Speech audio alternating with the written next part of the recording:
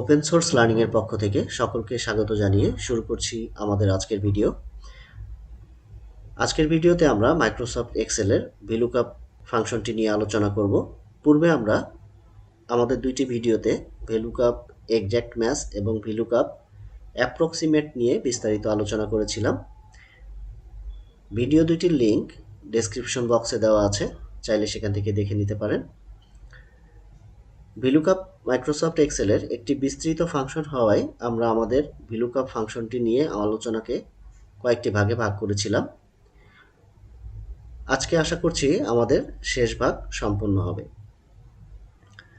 আজকের ভিডিওতে আমরা দেখাবো মাইক্রোসফট এক্সেলের ভিলুকআপ ফাংশনটি ব্যবহার করে কিভাবে একটি ডেটাশিট থেকে তথ্য অন্য একটি ডেটাশিটে স্থাপন করা যায়।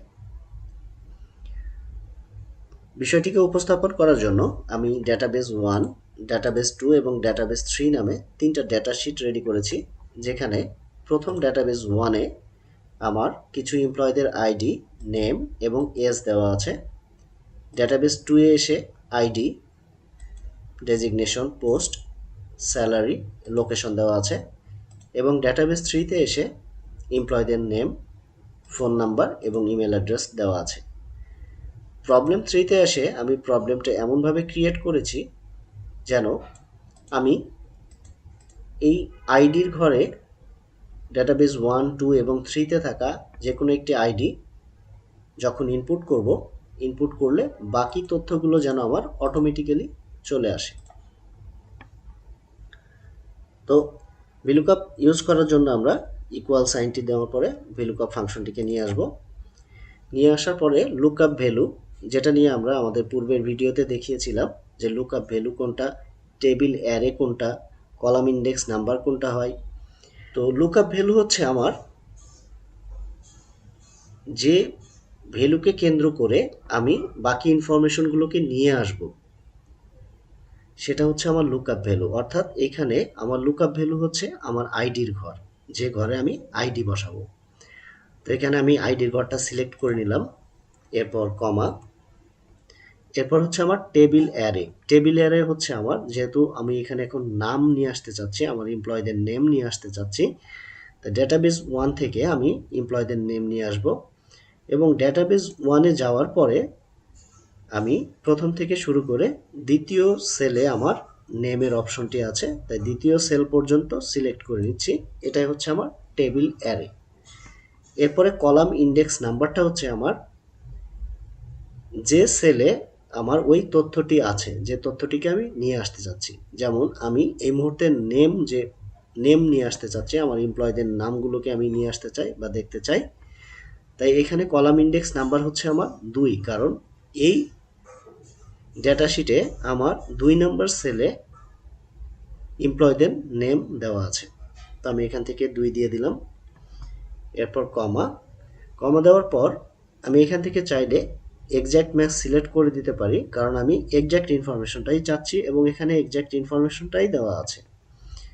তাই আমি এখান থেকে এক্সাক্ট ম্যাচ সিলেক্ট করে দিতে পারি, অথবা 0 প্রেস করে এক্সাক্ট বুঝিয়ে দিতে পারি। এরপর ব্র্যাকেট ক্লোজ করে আমি যখন ইন্টার দিব, তখন আমার এখানে কোনো ইনফরমেশন আসেনি।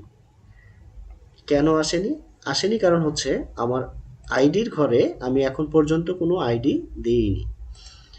এখন আমার এখানে 1006 একজন এমপ্লয়ের নাম আছে মাহাদি, যার বয়স 29 বছর। আমি যদি এখন এখানে আমার আইডির ঘরে 1006 আইডিটি ইনপুট করি, তাহলে তার নাম চলে আসছে। ঠিক একইভাবে স্যালারি অপশনটি নিয়ে আসার জন্য ইকুয়াল, এরপর ভ্যালুকআপ আনার পরে আমার লুকআপ ভ্যালু হচ্ছে যেটার উপর কেন্দ্র করে আমি বাকি ইনফরমেশনটি নিয়ে আসব সেটা, অর্থাৎ এখানে আমার লুকআপ ভ্যালু হচ্ছে আইডি, এরপর কমা, টেবিল অ্যারে হচ্ছে আমার, আমি এখন স্যালারি আনতে চাচ্ছি। স্যালারিটা আছে আমার ডেটাবেস 2-এ। তো ডেটাবেস 2-এ যে আমার স্যালারি আছে হচ্ছে 3 নাম্বার কলামে। তো আমি এখান থেকে পুরোটাকে সিলেক্ট করে নিচ্ছি টেবিল অ্যারে হিসেবে, এরপর কমা, আমার 3 নাম্বার ঘরে আমার স্যালারির অপশনটি আছে, তাই এখান থেকে কলাম ইন্ডেক্স নাম্বার হচ্ছে আমার 3, এরপর কমা, যেহেতু এটা এক্স্যাক্ট ম্যাচ তাই 0, এরপর ব্র্যাকেট ক্লোজ করে ইন্টার, স্যালারি চলে আসছে। ঠিক একইভাবে এখন আমি ফোন নাম্বারটি যদি নিয়ে আসতে চাই তাহলে ইকুয়াল টু ভিলুকআপ, এরপরে ডাটাবেস 3তে আমার হচ্ছে ফোন নাম্বার আছে, তবে ওইখানে আমার আইডি নাম্বার নেই, তাই লুকআপ ভ্যালু হিসেবে আমি যখন এখন সিলেক্ট করব তখন সিলেক্ট করব নেম, কারণ ওখানে শুরু হচ্ছে আমার নেম দিয়ে। তো আমি এখান থেকে নেমের ঘরটি সিলেক্ট করে নিচ্ছি, এটা হচ্ছে আমার এখন লুকআপ ভ্যালু। এরপর টেবিল অ্যারে হচ্ছে আমার নেম থেকে শুরু করে ফোন নাম্বারের শেষ পর্যন্ত, এরপর কমা, কলাম ইন্ডেক্স নাম্বার হচ্ছে আমার 2, কারণ 2 নাম্বার ঘরে আমার মোবাইল নম্বরগুলো দেওয়া আছে, এরপর কমা 0, এরপর ব্র্যাকেট ক্লোজ করে আমি যদি ইন্টার দিই তাহলে আমার ফোন নাম্বার চলে আসছে। এখন আমি চাইলে এখান থেকে যদি কার্ড নাম্বার কারোর চেঞ্জ করে দিই তাহলে চেঞ্জ করে দিলে বাকিগুলো চেঞ্জ হয়ে যাবে। 1004-এ আমার আসলে কারোর কার্ড নাম্বার নাই, তো 1007 আছে, আমি এখানে যদি 1007 দিই এখন তাহলে 1007-এ যে আছে তার স্যালারি, ফোন নাম্বার, ইনফরমেশনগুলো চলে আসছে। তো এই ছিল আমাদের ভেলুকাপ নিয়ে বিস্তারিত আলোচনা। আশা করি ভিডিওটি ভালো লেগেছে। ভালো লাগলে অবশ্যই লাইক, কমেন্টস এবং সাবস্ক্রাইব করে পরবর্তী ভিডিও দেখার জন্য তৈরি থাকবেন। ধন্যবাদ সকলকে, ভালো থাকবেন।